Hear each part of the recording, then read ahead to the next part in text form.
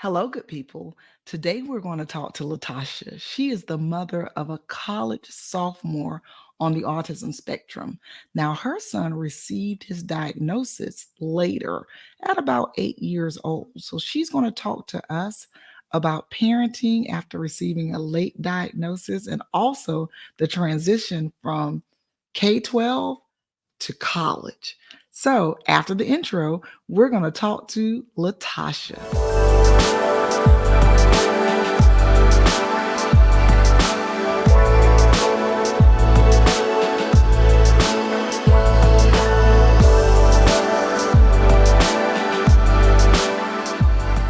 Hello, LaTosha. I'm so excited to have you here with me today. Hi, How, Elle. how are you? I'm good. How are you? I am doing wonderful. I'm better now that I'm talking with you because you are not only are you one of my favorite people, you're also an excellent gift giver. I have the doll that you gave me sitting in my bedroom. Thank you very much for that. You're So, welcome. so what we're going to do today, we're going to dig into your story. We're going to learn about you. I know that you've done some work in the autism community for families, and you are the mother of a son on the autism spectrum. But I want you to walk us through your journey and tell us some of the milestones and some of the challenges that you've had along the way. Okay. Well, first of all, Jaylen was diagnosed later. Kids are usually diagnosed early, around 2 or 3. He Mhm. was not diagnosed until he was about 8, going into 9. Okay. And the reason for that was I went through a divorce. There were some issues stemming from the divorce, and I noticed some behaviors in him that I had not seen before. Mm. So a friend of mine mentioned possibly taking him to counseling um, regarding issues pertaining to the divorce. And in that counseling, it was identified that we should do further testing regarding autism. And as you can imagine, as a mother, getting the diagnosis that late, the level of guilt that came Mm. with that, because I'm like, how did I not notice? How did I not see? And it's interesting. We're on Facebook a lot, but Mhm. I document the activities of my children a lot there, and they're mainly for me to go back and see things that they have done, laugh and things like that. But in going back and looking at memories on things that I had documented regarding Jaylen in his earlier years, there were signs there. I just didn't know that they were Mhm. signs. I accepted them as behaviors similar to his father, or he's just introvert, and he's high functioning, so he was verbal. Um, he was quiet and observant in social settings, but I just assumed that he was just a quiet child because his Okay. father is a quiet person. So there were signs that were missed, and well, sometimes I still deal with the guilt of that, but I Mhm. have also, we have also come to realize that God makes no mistakes, and it was identified when it was supposed to be, and we have moved from there. So Boom, bang, pow. So I have a question about the identification. So by this time, he second grade or third grade? he was, I think, either second or third. I'm trying to think, 2012. So probably the end of second going into third. Okay, so he's in school, he's exiting early childhood. Did Mhm. any of the teachers mention anything to you or anything from kindergarten, first or second grade? No one said anything? Well, the only consistent feedback that we received was that he made good grades. So the Okay. consistent feedback was that he was one of their favorite students because he sat, he did his work, and Mhm. he didn't do anything else. So he wasn't a chatty Cathy or a social butterfly. And to an elementary school teacher, that's the perfect student. but his social development was not there or budding because of this. So he Right. lacks more so on the social side of the spectrum. He retains information. Like, I comment to him often that he is far more intelligent than I was at his age because of the information that he retains, and the level at which he processes the Mhm. information is just astounding. Mhm. And just his viewpoint on life, like things we just take for granted. For instance, someone inquired why he wants to be an engineer, Okay. and he commented on trips, vacations that we had taken. They weren't anything elaborate, just going to Houston to visit my mom or going to Miami to catch a cruise ship. But he paid attention to the architecture of the buildings and Boom. how they were structured, and that piqued his curiosity in engineering. Something, we just drive by, oh, that's nice, and keep going. Right. He is processing in a way that I would have never thought to process it. So, It's absolutely amazing how their brain works. And I want to something that you said pinged my ear. okay. He's an elementary school teacher's dream. And that's one of the things that as parents we have to really watch out for, because students who generally operate within behavioral expectations and they come to school, they do what they're supposed to do, and they go home. The adage, the squeaky wheel gets the oil. Sometimes when our wheels don't squeak, people are like, that's okay, he's here, Jaylen's here, he's good, mom's good. Whew, Mm-hmm. I'll Mm-hmm. worry about this child over here. And it's subjective, it's human nature, to go where you feel like the need is greatest. So with that, parents, one of the things from LaTosha's story that we can, glean is that we have to be very keen in watching our own, because no one's going to care as much as we do. They're going to care, but no one's going to be tied and have a vested interest in our children forever the way that we're going to have, because we're tied to their destinies. Mm-hmm. So I love that you had a child who was operating within expectation. So it now illustrates how I don't love that the diagnosis was missed for so long. I Mm-hmm. love the fact that it's an illustration of how when children operate within expectation, It can be sometimes overlooked. they can be overlooked. So Mm-hmm. oftentimes we're so concerned because people are calling us on the phone telling us what our child has done that day. Mm-hmm. Whereas the flip side of that, the antithesis of that is no one's calling you because your child isn't causing anyone to do anything outside of what they expected that day. Correct. Correct. Boom, bang, pow. So now you said that his autism or his placement on the spectrum manifests itself in more like social interaction. Mm-hmm. Can you give Correct. us some description of what that looks like in a teen and an emerging adult?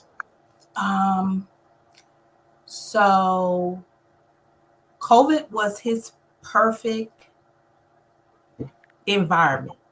He didn't have to talk to anybody. He could just do his work on the computer. He stayed in his room. Like, that was his perfect incubator. Not having to deal with people in COVID. He is very withdrawn unless he's forced to be social. So I'm not the most social person, just because I'm a Capricorn, typical Capricorn. We like to stay to ourselves. But I do realize that I have to be social to function in this world.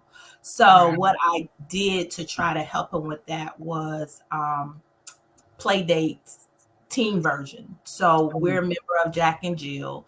So I would encourage him to reach out to some of the other children in the organization to do things outside of their monthly activity.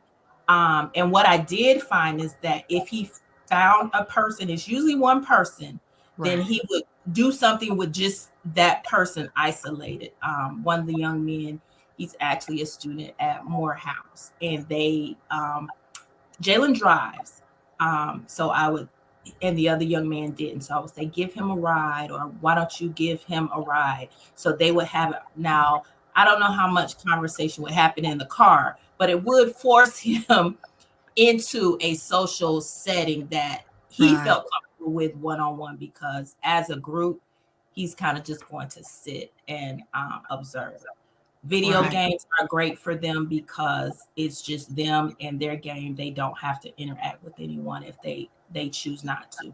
But what was identified is that they do tend to gravitate to younger children. They Mm-hmm. enjoy interacting with younger children, not Mm-hmm. necessarily people their age or Mm-hmm. older. And I Mm-hmm. do have younger children, so Oh, he good. enjoys his younger brothers, Wow. versus most teens would be like, "Are you kidding me? You need to find a babysitter or find somebody else to play with them." He enjoys Right. the interaction and playing with them, but we also know that he needs to interact with people his age. So we still somewhat facilitate that. He has gotten better Mm-hmm. through counseling and therapy. He has picked up some tools to help him with that. So we have seen some progress there, but I love that's to hear it.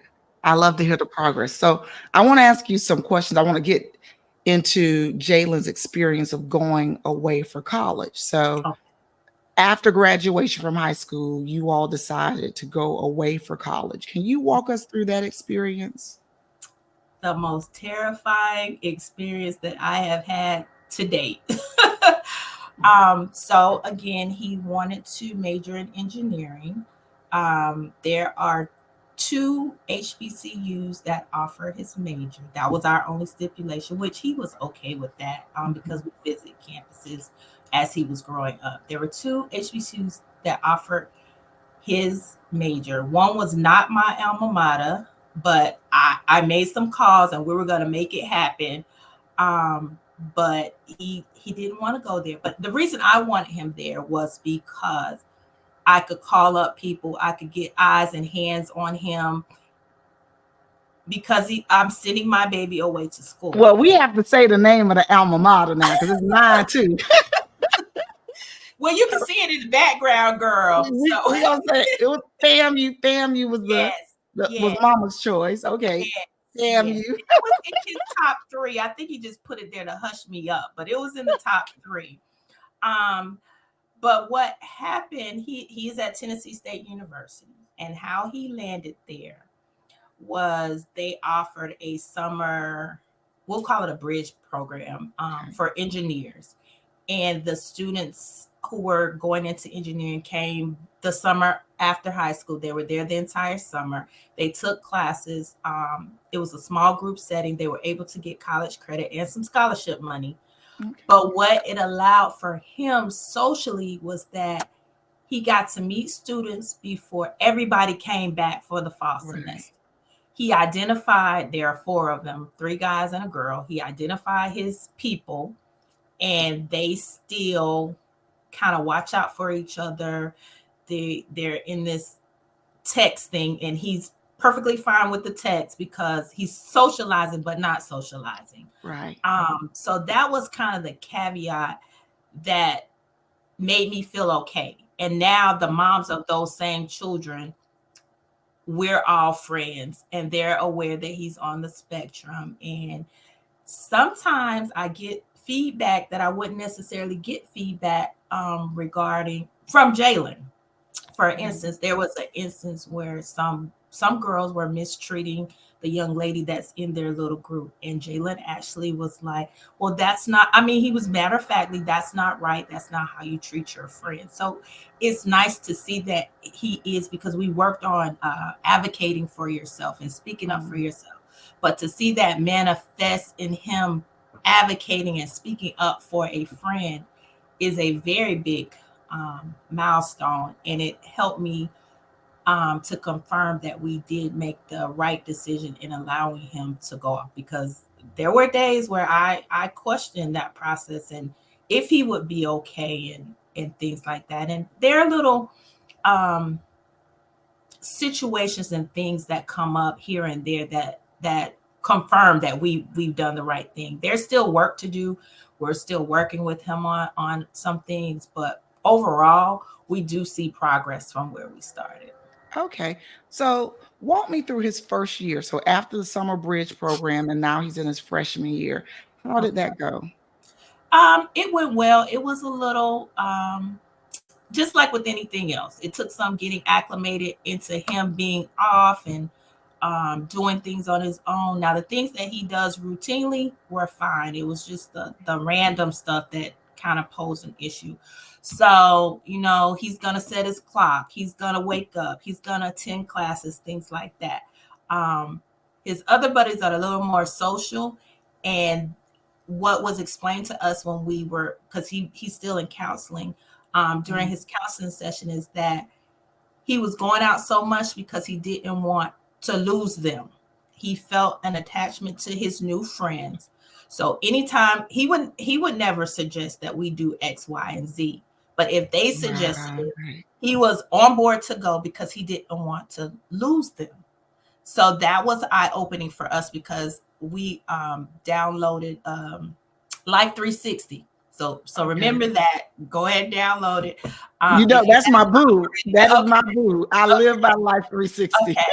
So Life 360 was pinging him all over the city. And we were excited and afraid at the same time because we was like, oh, he's finally, socializing, he's getting out, he's Right. doing these things. But then it's like, well, why is he out so much doing all these things? So the parent in you and the excitement for the social aspect was there. But again, like it was explained to us, is that not necessarily that he was initiating the socialization, but because his friends that he had grown to like and want to be around, whatever they suggested, he was on board for it. Now they've all slowed down now, which is a good thing. But they are still the tight knit group. So Well, even though I totally understand the decision making and the concern as a parent because they are there for grades. With that being said, just the level of social emotional intelligence that says, hey, there needs to be a certain level of reciprocity in my friendship, especially coming from an individual on the spectrum because their interests are generally pretty insular. I mhm. remember when Ricky too was young, I used to recruit kids to go with us to like amusement parks, and one Yeah. day I said, well, who would you like to take to the amusement park with you? And he was like, no one. And I was like, are you sure? He was like, yeah, because if I have to take somebody and I have to do what they want to do sometimes. So it was like he didn't necessarily enjoy that. And Mm-hmm. so now that he's older, I'm seeing a give and take too, because he's realizing that in order to be in a friend group, sometimes you have to do what your friends want to do. So I think that's a wonderful thing for Jaylen, someone who's comfortable being inside, with his door closed, saying, like, hey, to maintain this relationship, I'm going to have to do some things that they value. Huge win for Jaylen. I love that. So now you're home, you have two other little ones as well. When you were in the house with three kids, one on the spectrum, getting them ready for college, what did you do to, for your sanity, to bring yourself back to calm? You said that like, wait a minute, girl, I ain't got there yet. Look, I'm still well. Um, COVID, nothing. To be honest, initially, nothing. Okay. I just gave and gave and gave to the children who needed me. Right. My familiar background, I'm probably dealing with some type of trauma, but I Mhm. just feel like a mother should be there for their child. They do whatever they can and be involved and do things. And I probably did that overboard because of a childhood. Um, but what COVID taught me was that you have to do something for you, Mhm. otherwise, you will crash and burn. Boom. So, what I started doing was I started at least getting a monthly massage or some Really? type of spa service once a month. Um, and then the rest of the time they have, but I do have that 1 hour per month that I get. And then here and there, and as I stated before, I'm not the most social person, Mhm. but because I know I have to be social, I accept these social engagements. Mm-hmm. these social engagements. So I go kicking and screaming, but when I'm there, I really enjoy myself. So I'm able to give time and Right. what my children need, but then there's time carved out for me, even Mm-hmm. when I don't know that I need it, I get it. So, Right. I appreciate you sharing that, parenting through trauma. I parent through my own trauma. I don't have a relationship with either of my parents, and my upbringing was very tumultuous, and I did not receive the care that a child should receive. So I remember when Ricky 2 came home, or even my first words to him wasn't, I love you when they put him in my arms. My first words were, I'm never going to let anything happen to you. And mm, so because of that, when we were together, maybe our first 5, maybe even 6 years, I wasn't focused on being, what people would call a good mother. I don't necessarily use that term. I use effective parent, but just to simplify it, I did not focus on being a good mother. I just didn't want to be a bad mother. mhm, So for me, a lot of the things that I did very early on, they were hyper vigilant to ensure that he never felt some of the feelings that I felt as a child. And now mhm, through healing and therapy, I've gotten to mhm. the point now where I'm grateful for my experience. While I would Yeah. not wish my childhood on my child, if not for my childhood, I don't know if I would be as empathetic or Mhm, compassionate, or if I would know exactly the social emotional things to do for my mhm, son who is uniquely made.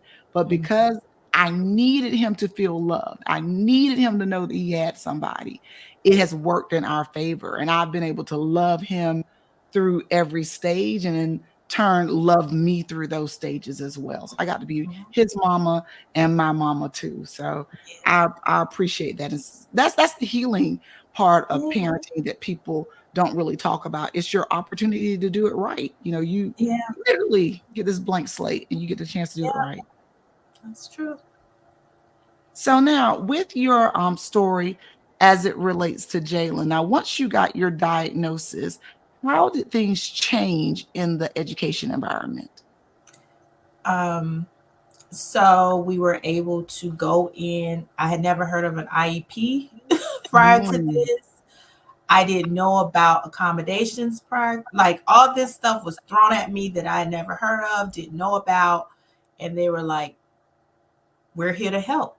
And these are the things that can help. And it was overwhelming, to be honest, uh, mhm. because we had kind of just operated in this. He made good grades. He's quiet. We're good. Our conferences go well. To now we're having conferences with the special ed AP and all of his teachers, and they're coming in and they want feedback from. I apologize. No Hopefully it'll go. worries.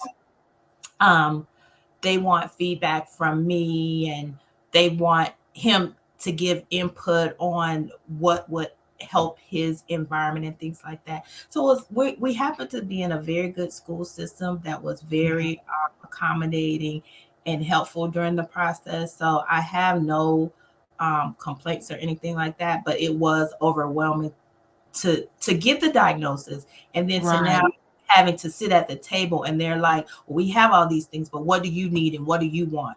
And then right, in some instances I had to be the spokesperson for Jaylen as well. Eventually he got right. to the point where he would provide feedback, but initially that was not the case. So it was just a lot to think about and to process.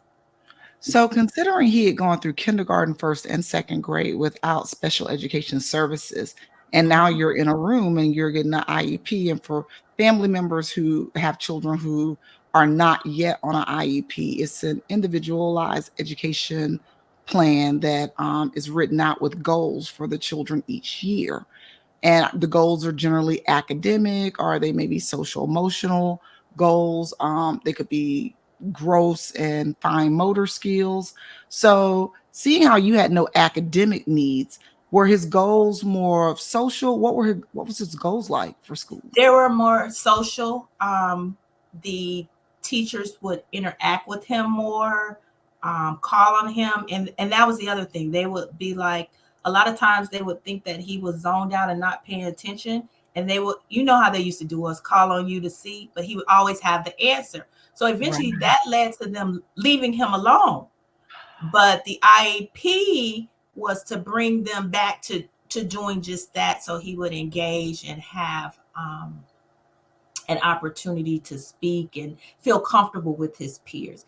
And then now that I'm thinking about it, because girl, my time thing, it was third going into fourth grade, so Okay. that was the grade wise portion of it. But yeah, it was more interaction. And I remember this was once we were in middle school, Mhm.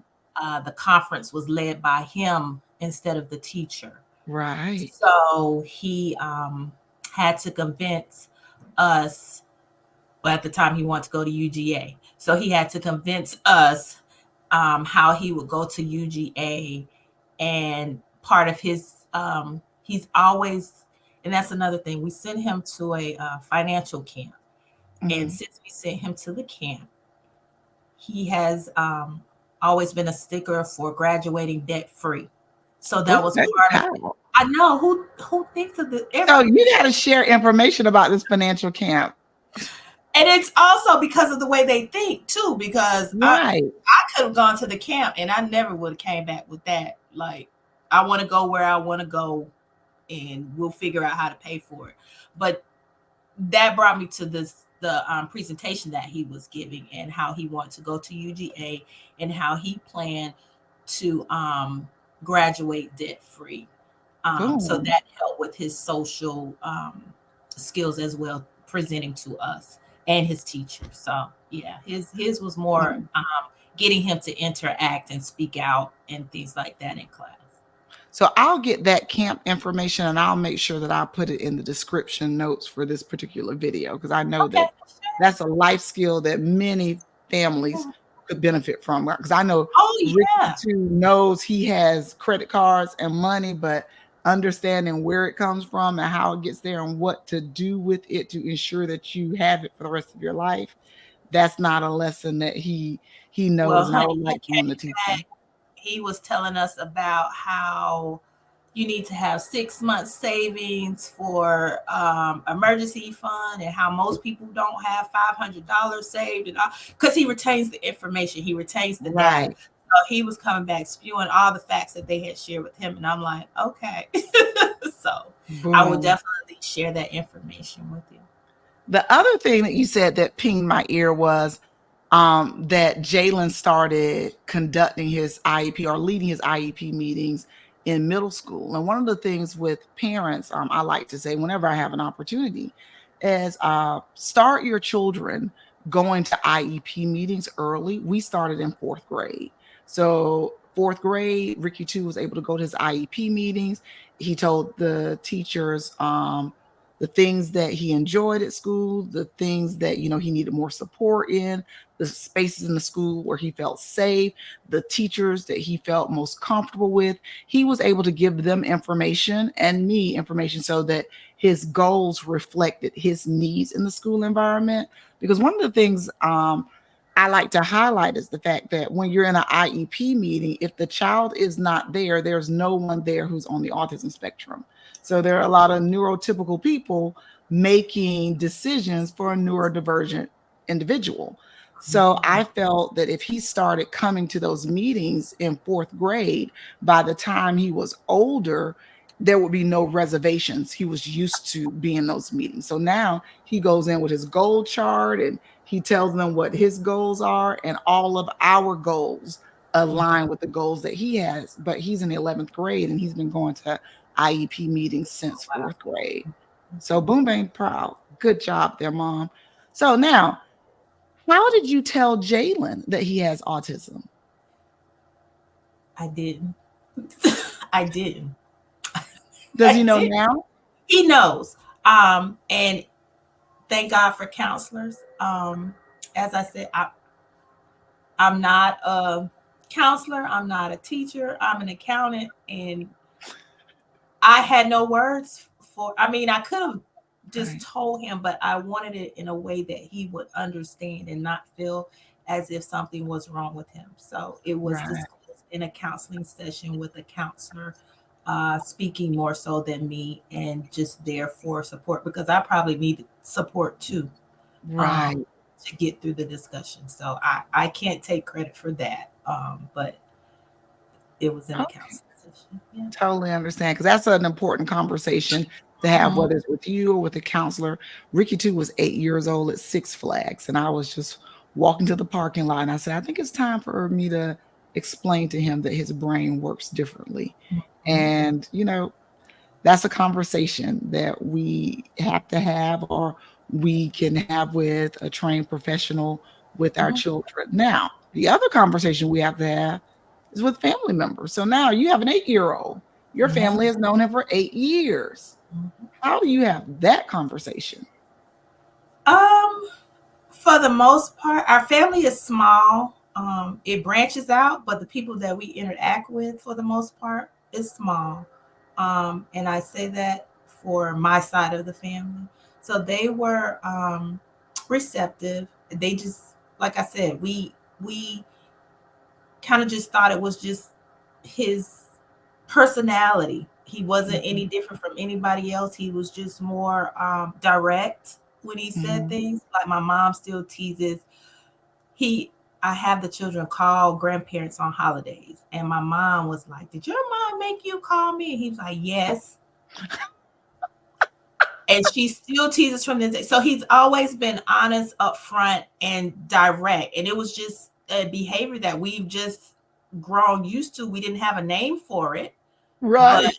he is, or he is what he is. His personality is what it is. So it's kind of like, okay, now we have a name for it. Okay, you can use the name if you like, but he's Jaylen to us.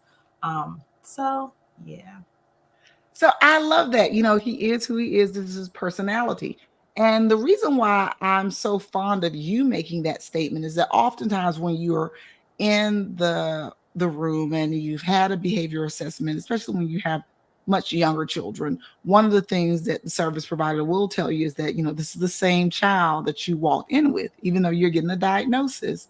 This is the same child that you walked in with. So now with you at 8 years old, because I'm quite fascinated by the fact that you've been parenting him for this long without knowing the diagnosis. So, how did you feel after receiving the diagnosis? Um, I felt bad. I felt guilty. Some days I still feel that way. Like I said, I just felt like as a parent, I should have known. I should have seen something, and I did see something. But to me, it was just him being him, and it's interesting because even as a small toddler, like I could sit him in a space, he would not move. He'd play with his toys, would not move. I cook a full dinner, everything. There's no way I could do that with these two that I have now. Mhm. So having something, and he's my first biological child. So Right. having something to compare now to, yeah, I can see it. But in that moment, he was just my quiet baby who did what he was supposed to do. Oh my goodness. My neighbor across the street has 3 boys, and Ricky too was 1 going on 2 years old, and we used to go over there every day. He even had, like, a basket of toys over there, and she used to always say, "Elle, he's such a good baby. This is not typical. Boys are usually X, Y, and Z, and A, B, and C," but it was said in the affirmative, like, "You're so blessed." But that's one Mhm. of the things that I've never really had to maneuver either because he's always been a very content baby. You Mhm. give him the things that he likes, as long and he's like that And now even they're as a kid. fine. As long as he has the things he likes around him, he's good to go. Yeah, Oh, they're fine. So so now when you are transferring from being the mother of a high schooler to the mother of a college age student, are there any suggestions that you have to prepare oneself when you have a child on the spectrum who's now preparing to enter university? um I don't know if you're more involved because this is my first child, so I really the first one that I'm actually, taking through this process. So I don't have a comparison to make. So I don't know if I was more involved or this is the level that everyone is involved on, but I was Right. very involved. Um, I was involved on the tours he went on, meeting with the disability staff. Like I was there every step of the way. But what I do compare it to is my experience going to college.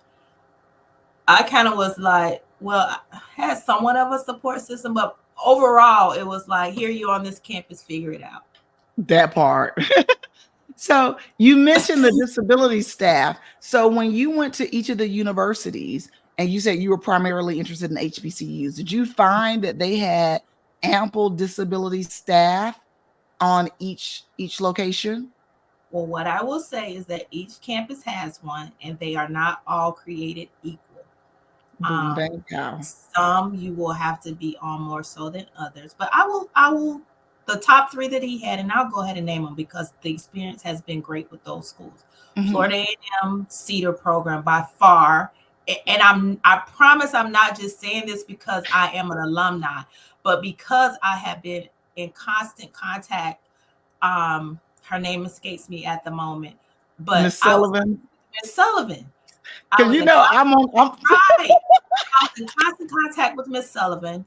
When we went on our tour, um, we went by to see her. She walked him through everything. I mean, it was just so hands on. And I think she kind of knows that the parents need her to walk us through the process as well as the children, because it was like she just took us both and engulfed us in what it would be like to attend in this program. So by far, and I promise again, I'm not just saying this because I'm an alumni. FAMU's program was by far the best. What was the best? Tennessee State, where he is matriculating, and North Carolina A&T also have excellent programs. So I would have been comfortable with him at any of those three schools based on their staff and their disabilities office. boom, bang, pow. I love to hear that because the week after next, we're actually spending a week in Tallahassee so that he Okay. can a hands-on experience there at FAMU, and we're meeting with professors, Miss Sullivan, and doing our campus tour and Well, all that you'll good stuff. see. You will see. So I'm excited. Yes. He's excited, but the closer we get, I think I'm even more excited Mhm, because one, this has happened so fast. It was mhm. like yesterday. He was an Yep. infant. Now we're about to spend a week on the college campus so he can get a feel for what It 2025 does. will. I'm Yeah. just It so seems like yesterday you're holding them in your arm, and then they're taught. Well, I'm looking up to Jaylen because he's at least like 6'1", 6'2". I'm like, what in the world? So yeah. see, that's a whole nother conversation there. Those manly hugs that they give now. I'm like, Mhm, where'd you get all this strength from? mhm, When did you become a mini man? So mhm. it's like now, if you had any advice to give to someone who received a late diagnosis, and I'm considering late, 7 and beyond, what would you say to her? Give yourself grace, and I'm saying this because I'm saying it to myself too. Give yourself grace. Um, there was nothing that you could have done differently to get to this place any sooner. Again, I firmly believe in God's timing for everything. No matter what we think, God's timing is always perfect. So don't feel like you should have saw something, because yeah, it was there. But I also see it as maybe if he would have been diagnosed earlier, I would have seen my child as an autistic child versus my child and this is his personality, and now Mm, it has a name, mhm. versus him becoming autism. So just give yourself grace and follow the regimen prescribed by your doctor. Ask lots of questions because you do have some catching up to do, and it can be overwhelming. Right, right. Don't be afraid to ask questions, and don't be afraid to ask them again if you need to, because it is so much information that you aren't like, I'm a note taker. So I have Mhm. notes everywhere that I take notes and I go back and I look at them and then I think about stuff later. So just ask questions, be an advocate for your child because in the beginning they may not have the voice to advocate for themselves, but you'll also work with your counselors to help them become their own advocate. So don't be Right. afraid of that as well. So Now, you started an organization, correct?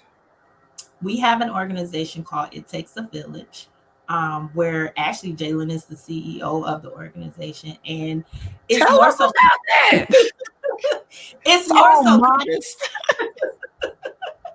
it's more so community service oriented, because what I found is that he flourishes when he's doing community service. I mentioned Jack and Jill, and a lot of the things just kind of come off of that, but it just puts it in a smaller environment that he can determine the programming versus the programming being dictated to us.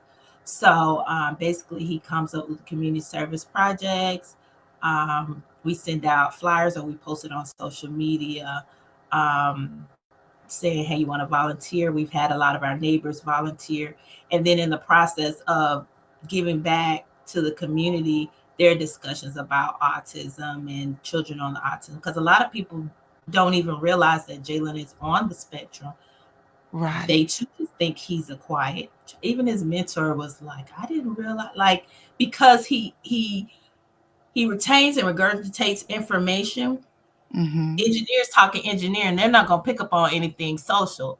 So he was Right. shocked when he found out that he was on the spectrum. So basically, it was just created to give him an opportunity to facilitate community service that he liked to do and share it with his peers on his own terms.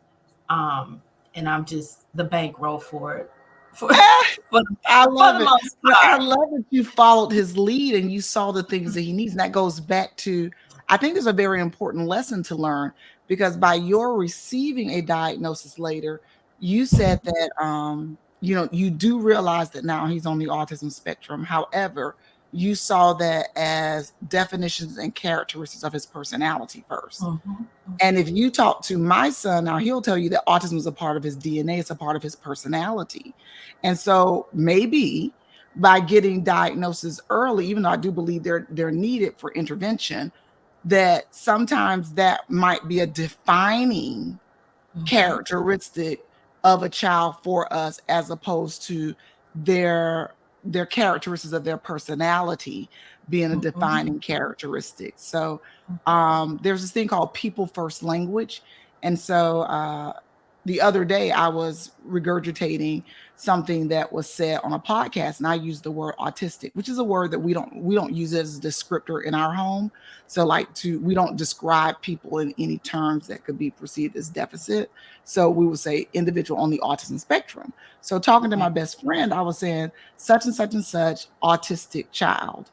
And so I said it twice. And the second time he came out of his room and he said, "Can you please say individual on the autism spectrum, because one, the word autistic hits hard, and two, that person is bigger than their autism diagnosis." I was like, well, gather my edges and get me together. Yes, And I yes. apologized and explained to him that I was using, I was repeating something that was said on an earlier podcast. But with that, because I always want his home to feel safe, I promised him that I wouldn't use that terminology again.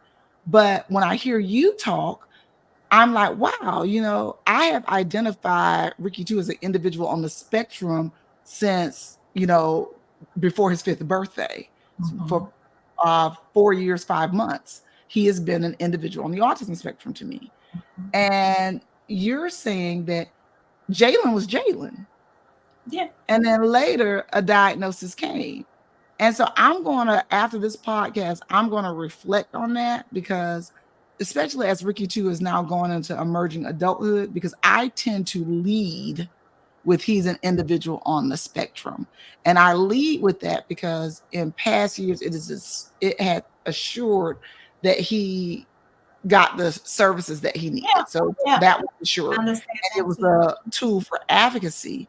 Now that he has so many skills and he's going into a new environment, I don't ever want him to hide his disability, but maybe that is something that I shouldn't lead with, and I'll let him lead with it however Express he it. so Mhm. chooses.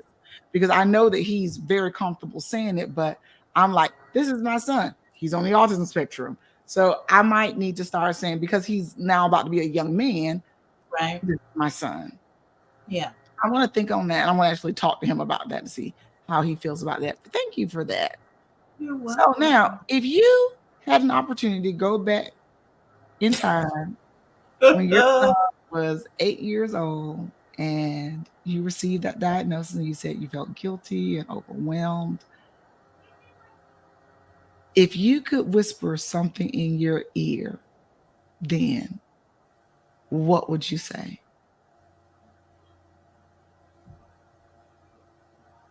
It's gonna be okay.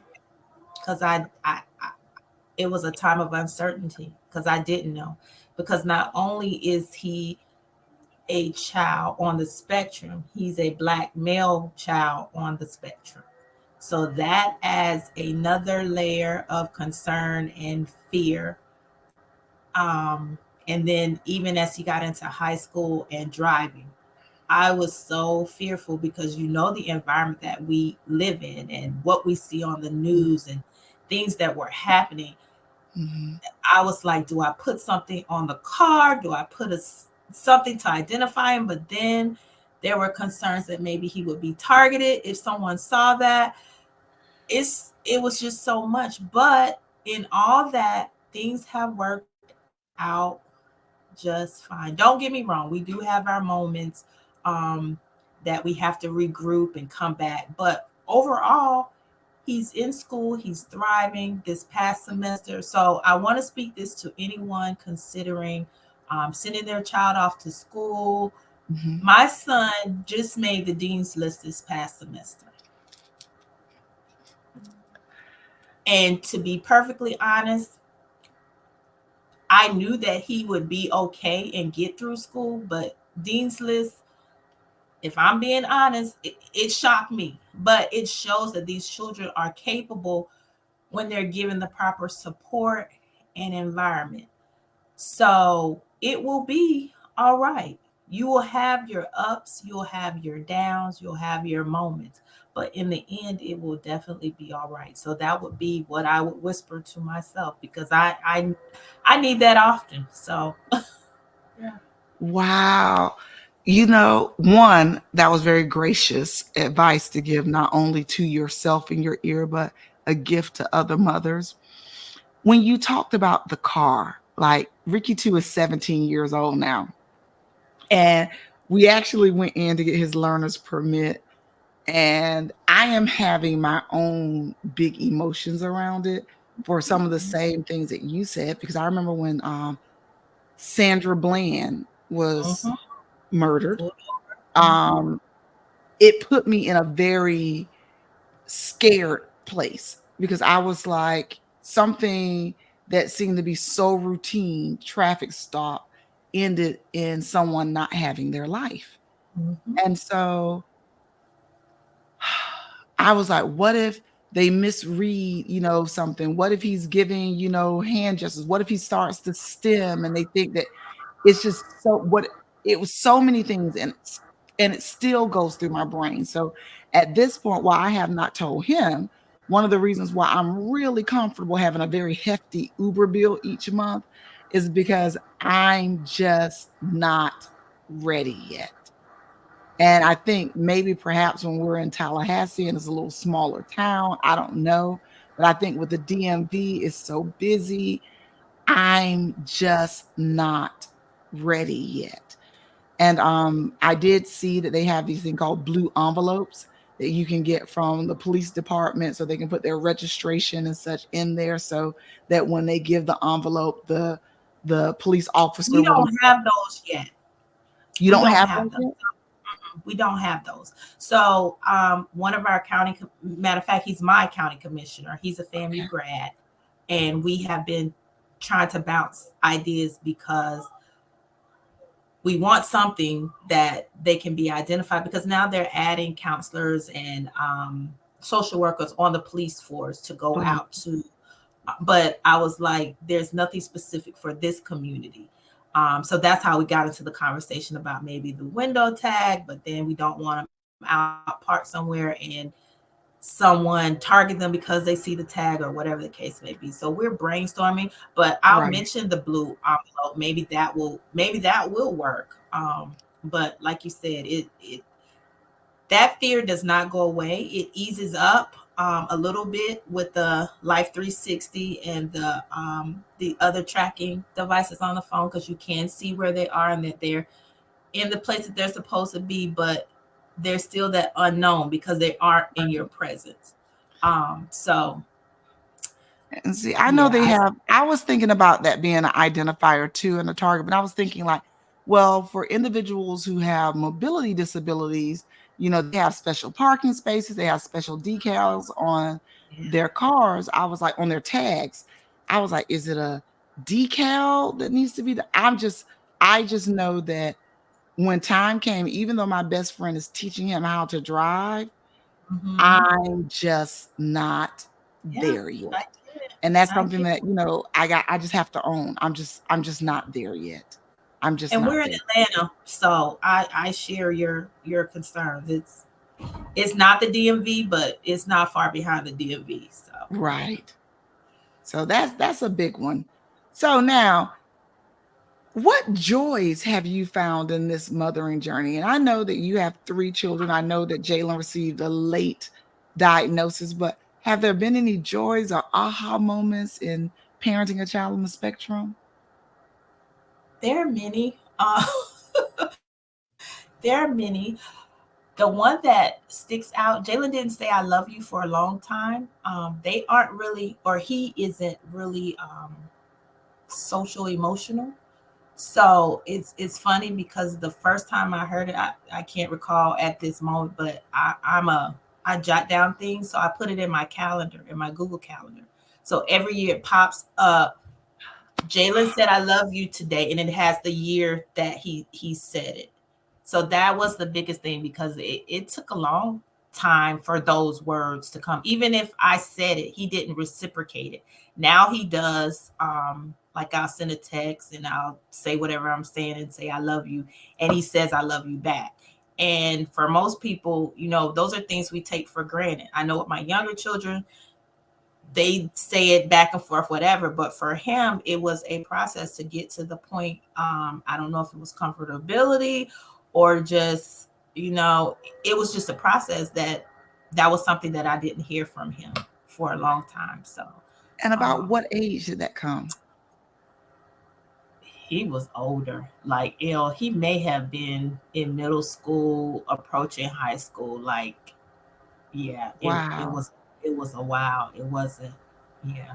You just freed somebody, because somebody is wondering if it's going to happen, and you see their Yeah. mama, you know, Yeah.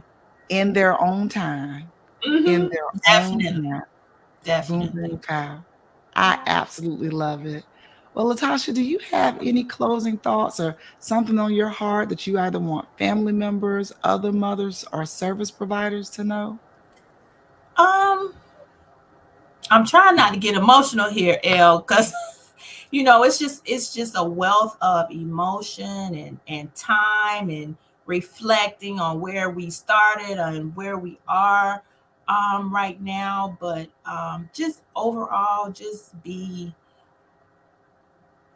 take in the moments as they come, appreciate the moments as they come, whatever you get. Um, these are very special children. They process things just a little bit different than we are, but we are all God's children and they are too. So we just have to take them in, love them as much as we can, expose them to things. And I do want to reflect back on two organizations that Jaylen was a part Mhm, of that I think also helped on this journey. I think I mentioned Jack and Jill earlier. mhm, Um, and what I found there is that a lot of times we think we're going through things alone until you mhm, open your mouth and say something. And then mhm. you find out that half the room, if not the whole room, is going through the same thing. And it was refreshing to have a conversation at one of our events and to find out that a mom had a child with ADHD, just other things that you get in these organizations and you think the parents are perfect, the children are perfect, and we're all going through something in silence and alone. And if you open your mouth, then your village grows and you're able to process and go through it together. So kudos to Jack and Mm. Jill, because now And they have incorporated programming for children right, with disabilities. That wasn't there when we first started because Jaylen's been right, in since yeah. he So was it wasn't 2. there when I was in Jack and Jill Right. either. But the We Are He's been One now. Yeah. right. We he joined when he was 2, and it wasn't there early on, but as we've gone So through, right. it's there now. So Hmm. kudos to Jack and Jill for Yeah, that kudos on programming. that. And the other organization is the Kappa League through the Kappas. Um, that was very instrumental in his development because he was, I don't know how it happened, but he wound up on the e-board. And again, his I think his love language is community service. Okay. So it allowed him to participate in community service and share and speak and become social because he needed to complete these community service hours. Jack and Jill does community service hours too. He's gotten like medals and stuff for his, so I really think it's his love language and where he's comfortable at giving Right. back to people. So I just want to shout out those organizations if you have an opportunity, especially with Black males, Kappa League. They're a very inclusive organization. So I would definitely encourage anyone to research it in their area. Oh, so you would have me looking up the Capley. His dad's an alpha, but anybody who can It's help my okay. son It's develop okay, some girl. manhood characteristics, I'm all for it. Yeah, yeah, yeah. Latasha, I have thoroughly enjoyed this time spent. Look, you held your composure. There's no emotions. And even if I you had been know. emotional, I would have given you a virtual tissue. Thank you. With that, thank you so much. We're going to say goodbye to our moms and allies who are listening in. And I just want you all to know that you are not alone. No, You've met not at all. one child on the autism spectrum. You've met one child on the autism spectrum. All of our babies are different. But one thing that I'm coming to understand as I learn the stories of more and more mothers, we are more alike than we are different. We want to give ourselves grace. We want community. And we want to know that our babies are going to be okay. So, with that, friends, you are not alone. Bye. Thank you.